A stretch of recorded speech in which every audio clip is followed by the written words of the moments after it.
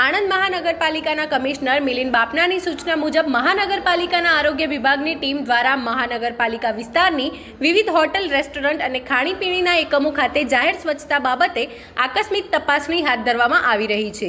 મહાનગરપાલિકાના આરોગ્ય વિભાગના medical officer of health, sanitary inspector અને તેમની ટીમ દ્વારા આણંદના આઝાદ મેદાન પાસે મણિબેન એસ્ટેટમાં આવેલા ખુશ્બુ લાઈવ વેફર્સ અને જય જલારામ લાઈવ વેફર્સ ખાતે આકસ્મિક જરૂરી તપાસણી કરાતા જાહેર આરોગ્યને નુકસાન કરતી ગંભીર ક્ષતિઓ જોવા મળી હતી.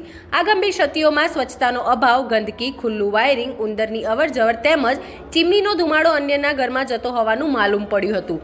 તેમજ ખુલ્લા વાયર પર તેલ માટીનો થર જામી ગયા હતા. આ ઉપરાંત વધુ તપાસણી કરતા જે કેળામાંથી લાઈવ વેફર બનાવાતી હતી તે પણ બગડી ગયેલા માલુમ પડ્યા હતા.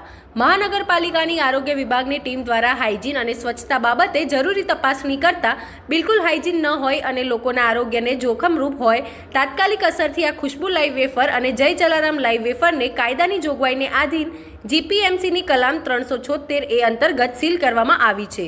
આણંદ મહાનગરપાલિકા વિસ્તારની હોટલ, રેસ્ટોરન્ટ અને ખાણીપીણીના એકમો હાઇજીન અને સ્વચ્છતા રાખે તે ખૂબ જ જરૂરી છે તેમ આણંદ મહાનગરપાલિકાની આરોગ્ય વિભાગની ટીમ દ્વારા જણાવાયું છે.